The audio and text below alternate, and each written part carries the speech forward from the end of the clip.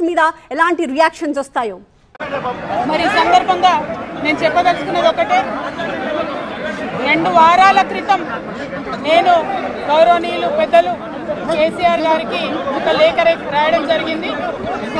నేను ఈ విధంగా కేసీఆర్ గారికి ఇదివరకు కూడా నా ఒపీనియన్స్ ఎప్పుడున్నా కూడా లేఖ ద్వారా చెప్పడం జరిగింది. అయితే ఈసారి నేను మొన్ననే చెప్తున్నాను, కుట్రలు కుతంత్రాలు జరుగుతూ ఉన్నాయని. నేను చెప్పిన కొద్ది రోజుల్లోనే మరి నేను అంతర్గతంగా కేసీఆర్ గారికి రాసినటువంటి ఉత్తరం బహిర్గతం కావడం అన్నది, ఇది మరి ఏం జరుగుతుందో అన్నది పార్టీలో ఉన్నటువంటి మనందరం, తెలంగాణ ప్రజలందరూ కూడా ఆలోచించుకోవాల్సినటువంటి విషయం. నేను వేరే ఏం విషయాలు చెప్పలేదు.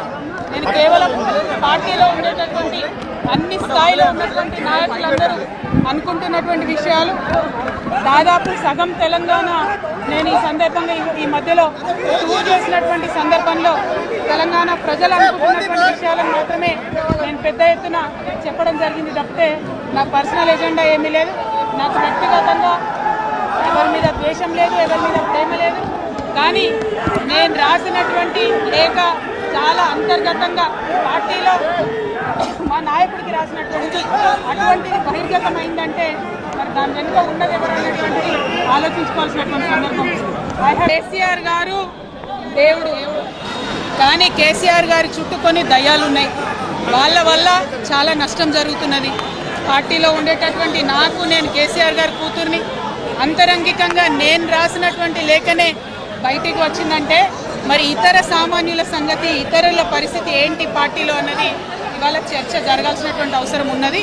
దానికోసమే ఇవాళ నేను మీతో మాట్లాడుతూ ఉన్నా తప్పితే రెగ్యులర్గా నేను ఇచ్చిన ఫీడ్బ్యాక్ అందులో స్పెషల్ ఏం లేదు. ఏ మీటింగ్ అయినా ఏదైనా కూడా నేను సార్కి ఇస్తానే ఉంటాను.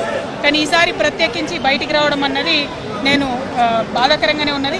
అయితే ఈ లేఖ, ఈ విషయం అంతా చూసుకొని కాంగ్రెస్ బీజేపీ పార్టీలు బాగా సంబరపడుతున్నట్టున్నాయి.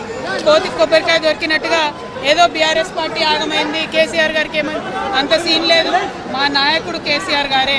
కేసీఆర్ గారి నాయకత్వంలోనే తెలంగాణ బాగుపడుతుంది, ముందుకు పోతుంది, అందులో ఎటువంటి అనుమానం లేదు. కేసీఆర్ గారి నాయకత్వంలోనే బీఆర్ఎస్ పార్టీ కూడా ముందుకెళ్తుందని చెప్పి నేను బలంగా నమ్ముతాను. అందరికీ నమస్తే.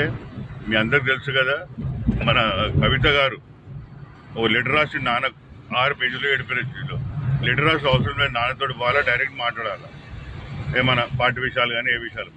ఓకే, లెటర్ రాసిందంటే నాన్నకు ఈయనకు మీకు మాటలు లేవో, మిస్అండర్స్టాండింగ్ ఉందో, అలా కూతురు జైలుకి పోయినందుకు మరి కాక నారాజు ఉన్నాడో పెద్ద మనిషి నాకు తెలియదు. కానీ అయితే నేను అనేది ఏంటంటే, కవిత గారు ఎంపీ ఓడిపోయినందుకు ఎమ్మెల్సీ ఇచ్చిండు, ఇప్పుడు నాన్న దేవుడు, అందరు చుట్టుముడు దయ్యాలు అన్నట్టు చేసిండు. మరి వేరే వాళ్ళని సస్పెండ్ చేసినందుకు ఇప్పుడు వాళ్ళ కూతురు కూడా చేయమను.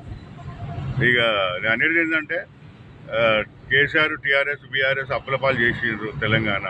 రేవంత్ రెడ్డి వచ్చిండు సీఎం, ఆయన ఏం చేస్తలేడు, పథకాలు లేవు, ఏం లేవు, ఒకటి బస్సు పెట్టిండు అంతే. ఆ సినిమా అయిపోయింది, ఫ్రీ బస్, అక్కడికే క్లోజ్. హైడ్రా